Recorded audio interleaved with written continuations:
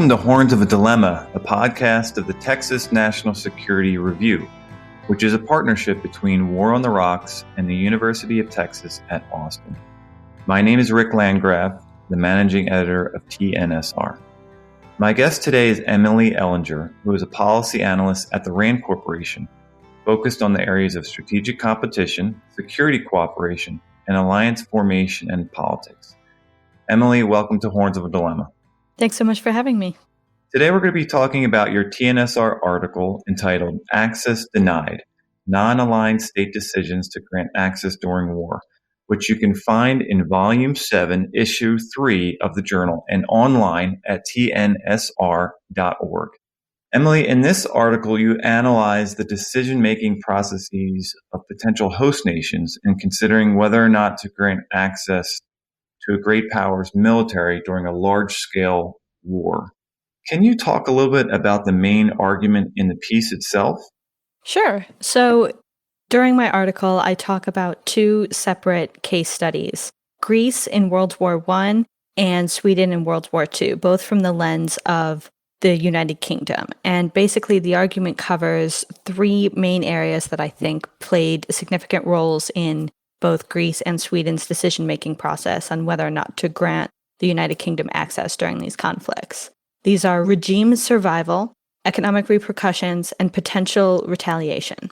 Whether they are concerned about their own personal ability to maintain leadership as leaders of these nations, whether they can economically afford to either upset the belligerent or host this foreign military force, or whether they fear retaliation from one of the other sides of the conflict.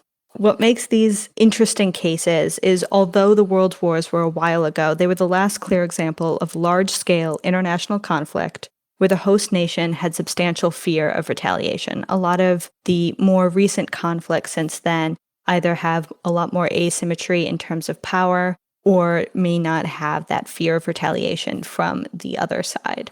So essentially, the reason these two cases were chosen was that aspect, but I wanted to make sure they had the same nation seeking access. So the United Kingdom served as a powerful force in both World War I and World War II and pushed for access for different reasons. In the Greece case, they were looking for a port to gain access to the Eastern European side of the conflict, looking at Bulgaria and Serbia and that kind of area of conflict. Whereas in Sweden, it was primarily an issue of securing the iron resources on Swedish soil. At the start of the war, we had the Soviets coming down from Finland and the Nazis coming up along the coast. And there was a big fear of losing that iron supply. And the goal was to have the UK secure that source. Right. And going back a little bit to the three factors that you chose, the political survival of the regime, economic consequences of granting or denying access, and also, lastly, the risk of retaliation by the adversary of the access requesting country. Why these three factors and not others? Why did these stand out to you? When I was doing my initial research, I tried to focus on a lot of primary source documents, not use as many modern sources, and pull out the original documents as to what was being discussed at the time. And from my impression of these documents, these were the ones that were the forefront of the minds of the players. And when it's interesting in hindsight to look at all the other factors, in the moment when you're ranking your list of priorities, you can't, as a nation, prepare for everything. And Sweden and Greece both seemed particularly concerned about these three aspects. What primary sources did you consult for this piece? That was probably one of the more fun aspects of this piece, is I looked at field reports from soldiers on the field, reports of diplomatic meetings, letters from the aristocracy at the time, including letters from the Queen of England to the King of Greece and the Kaiser and things like that, as well as some private meeting documents. The good thing about doing something so old is most of it's declassified, so a lot of these very secret comments and opinions on the matter were openly available. So take our listeners through the story of Greece in World War I and how the United Kingdom approached Greece, interacted with Greece, and how this played out. Can you tell that story? Yeah, so the Greece story is quite convoluted as there were two major players in Greece at the time. You have King Constantine, the king of Greece, who had a German wife. So that leads to some internal conflict and diverse priorities there. It's unclear based on documentation how sympathetic he was to the German cause. There was a lot of propaganda fears of it, but the United Kingdom was very unclear as to how much that actually led to true German sympathies. Based on my personal readings, I got more of the impression that King Constantine was more worried about internal Greek survival than pleasing either his wife or the Kaiser himself. But the other big player and the big source of contention between them was the Prime Minister Venizelos, who sought, really more than anything, Greek pride and increase of Greece territory. Following the Balkan Wars, they just gained some new territory, and Constantine was very worried about holding it. He didn't seem to think that Greece had the money or the manpower or really the internal stability to hold this new territory. Whereas the prime minister wasn't just proud of this new territory, but he was seeking more. And with the kind of decline of the Ottoman Empire, the prime minister had really set his eyes on Constantinople, modern-day Istanbul, and really wanted to gain that for Greece, which was a very ambitious goal and kind of led to him flirting with both sides. So sometimes he would be making overtures to the British diplomat saying, oh, whatever you want, we want to help, we want you to come in, if he thought that the British were winning. And whenever he thought the British weren't winning so much, he kind of said, oh no, actually we're going to talk to the Germans and we're going to take the loan from the Germans and we're going to kind of play. So he was clearly trying to play both sides, and it led to this massive confusion on behalf of the British as to who held more power. Should they be talking to the king? Should they be talking to the prime minister? They clearly weren't on the same side. The king kicked the prime minister out of office, I think on 2 occasions. And so it led to a series of frustrated diplomatic situations that eventually Britain said, I give up. I don't know what you want. I don't know where you stand, but I think you're weak, and I think I can land in your port anyway. So they decided to land without permission. And Greece sent telegrams on the day of saying, yes, you can come, and no, you can't, which is confusing in itself. And then additionally, when they arrived, said, we're going to arrest you all. And Britain said, okay, come arrest us. And they said, never mind. So essentially, it was a very messy way of granting access simply by not doing anything really about it. They refused to acknowledge the British had landed, did not give them a formal location to set up camp, but also didn't kick them out. And so that's kind of how access was granted there. It's a unique case, but it's very interesting to see what happens when the leadership itself doesn't know what it wants. Right. So in the case of Greece, internal inaction and confusion enabled the British to take advantage of that situation and land on Greek territory. Yes. In the case of Sweden, now World War II, it was a bit different. Can you talk about the Swedish case? Yeah, internally, Sweden had a lot of cohesion. Comparatively, as a internal government decided to dissolve all political parties and work together as one cohesive unit for the course of the war. And this started very early on when prior to them really joining World War II, at the start of the Winter War, the Soviet Union invaded Finland, which, as a fellow Baltic nation, made Sweden very nervous. There's a lot of cultural ties with Finland and a lot of internal sympathy for what was happening to Finland, but there was also a lot of concern that the Allied powers would not be able to protect Sweden if they rose up against the Soviets, that Germany and the Soviet Union would be able to quickly defeat them. So internally, there was a lot of consensus that more than anything, they wanted to stay out of it. They even told Britain that the best way to help Finland was moral support. So they were heavily on this, we're not doing anything, this whole inaction thing that Greece also kind of did, but from a very different angle. It was, no, we're not getting involved as a unit. We are cohesive and we are clear. Whereas with Greece, there was, we are not a unit and we are not clear about what we're doing. But they essentially turned down Britain's advances to either have a formal port or secretly guard these iron mines that they were so concerned about. And how did the British react to this refusal on the part of Sweden? Britain internally admitted that they knew that Sweden's biggest concern was retaliation, and that the retaliation was possible and would likely be successful. They didn't think they could hold all of the Swedish coast, especially the area around the Åland Islands, which they had failed to refortify. And I think while there was frustration over the possibility of losing those iron mines, there was also an acknowledgement that they themselves did not think they could defend them. So they even knew that their promises of defense were not truthful.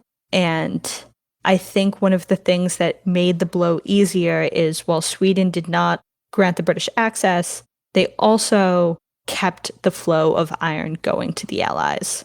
There's a lot of interesting economics in it, as far as the fact that the discounts that the Allies received were not the same as the Germans received, but there were different concessions made for both sides, as Sweden sought to buoy its economy by keeping both the Axis and Allies happy with their supply of iron.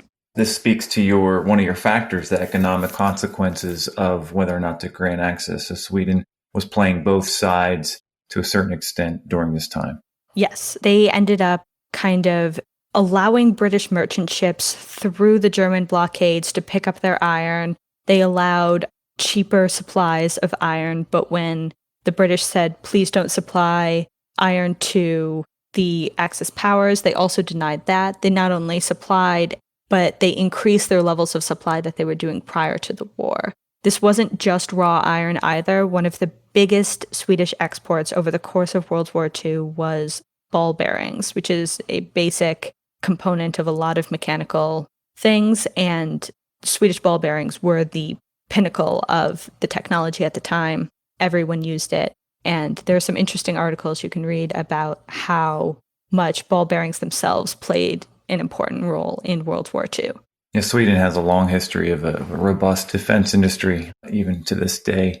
Hey, shifting a bit to your motivation for writing this piece, what prompted you to write about this topic? Yeah, so RAND, my company, was doing a analysis on improving conflict-based access in a broad kind of understanding of what countries are looking for, and we did some case studies as part of that. And they were just supposed to be these light touches on these topics. But as I dug into these, I found that the primary sources were an entertaining and interesting part of my research. They ended up being the primary source simply because there isn't a lot of secondary sources, a lot of scholarly work done on either of these cases. And I found that while we talk about Sweden in World War II and Greece in World War I, we don't really get into the access basing very much in a lot of works. They'll say, oh, there was a lot of conflict in Greece and ultimately access was granted. And there's so much more to that story. And I wanted to kind of take all this research that I'd done that wasn't necessary for the report and kind of expand on it and provide hopefully more people with the information that I had found, so they don't have to sit in the archives in the UK to get all this information firsthand. And we're thankful for that work that you've done, filling the gap there in the literature. And on that point, can you bring this up to the current geopolitical context and how this access seeking, these arrangements, what lessons can U.S. policymakers draw from these two historical cases of Greece in World War I and Sweden in World War II? How can these lessons be applied to seeking access today? I think the most talked about conflict or potential conflict currently in the sphere of discussion is a potential East Asia conflict. And so looking at that in terms of what we've learned here, at the start of World War I, Greece broke its alliance to Serbia after Serbia was invaded and declared neutrality. And that kind of started their whole messy, what are we going to do next discussion. And so I think it's easy when we're talking about potential conflicts either in Europe or in the Asia Pacific to say, oh, well, these are the current alliances that are being held, or these are people's positions. But a peacetime decision for access or support of any nation is not a indication of what they're going to do in a time of conflict. It might be a factor, but once a large-scale international conflict starts, something where fear of retaliation, economic concerns, all those factors start to really come to a head, those peacetime promises are not going to hold as much sway over the choices of their leadership. So I think it's very easy to look at these current conflicts or potential conflicts that are going on in our modern society and say, well, because these East Asian nations are friendly to the US in a time of peace, they'll be friendly in a time of war. I think it loses a lot of the picture, and we can forget to consider their own internal concerns and their economic ties, whether it's to Russia or to China, and say, well, do I care enough about this South China Sea potential scenario, or is it more important that we retain our Chinese tourists or our Russian oil deposits? Right. So in the Indo-Pacific context, the United States has treaty allies with Japan and South Korea and the Philippines. And so in the event of a large-scale conflict, a hot war, these countries may seriously consider these factors that you bring up: political survival of the regime, economic consequences, and the risk of retaliation. They will seriously consider these factors, despite the fact that they have an alliance with the U.S. Exactly. Where is their rice coming from? How confident are they that the U.S. can defend their borders? Are they likely to have an internal protest against participation in the war that will lead to a regime change? All of these factors will matter in a way that during peacetime, when we do exercises or security cooperation agreements, you're not going to see.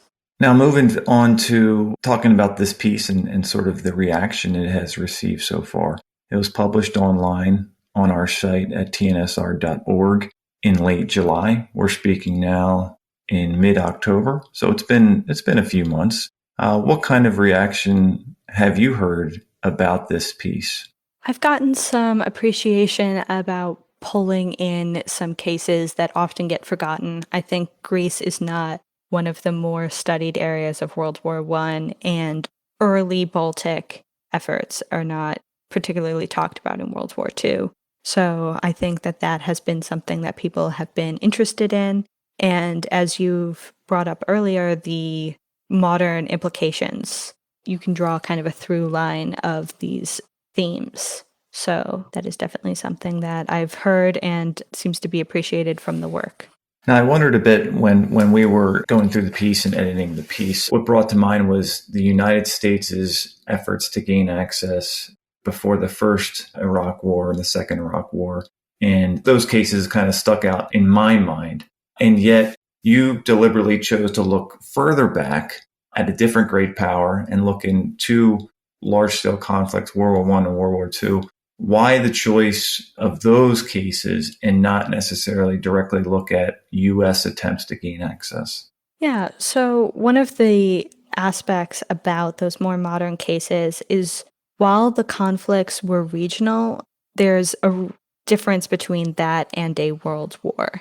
And a large-scale conflict where neutrality is a very difficult position to have. In more modern cases, there's a lot more neutrality, or they were based on pre-existing Cold War lines, and people were pretty entrenched in their camp, whether they were with the Soviet side or the US side. And in World War I and World War II, as is more the case today, there's a lot more gray areas between what side people are going for, who they would be concerned about, and it more closely resembles that World Wars era kind of power dynamic than the Cold War. And Emily, with the benefit of hindsight, is there anything that you would change about this piece? The main thing that I wish I could have done differently, and is unfortunately not very realistic, is I wish that I could get more information directly on the Swedish side. The Greek side, partially because the monarchy is no longer there, and partially because the prime minister was so contentious, there is a lot of information about what was said behind closed doors in the Greek case. But the Swedish case, they spoke with one voice and were very, very closed about what was discussed behind closed doors to this day. There's not a lot in English about that. And if I knew Swedish, I would have gone to Stockholm to their archives and looked into it. And I wish I could have done that and gotten further into the Swedish decision making. But it's not possible. I mean, I'm a native English speaker, and reading some of those handwritten reports in English would have been hard enough. So even if I tried to learn Swedish, it would probably be years and years before I could read Swedish primary documents. And when looked at through a modern lens, we will never be behind those closed doors in what the Indo-Pacific countries are thinking. So I don't think it ruins the piece, as without the behind doors look at Sweden, we're completely unable to make decisions on what we think that they're thinking or what they do choose to say. But it would have been nice to hear exactly what was said in some of those meetings. Well, it sounds like you might have your work cut out for you for a follow-on piece, and we'd love to see that in TNSR at some point. Just let me learn Swedish real quick. Well, Emily, thanks so much for being on Horns of the Dilemma today. Yes, thank you for having me. Thank you for listening to this episode of Horns of a Dilemma. Do not forget to read the Texas National Security Review, which you can find at tnsr.org.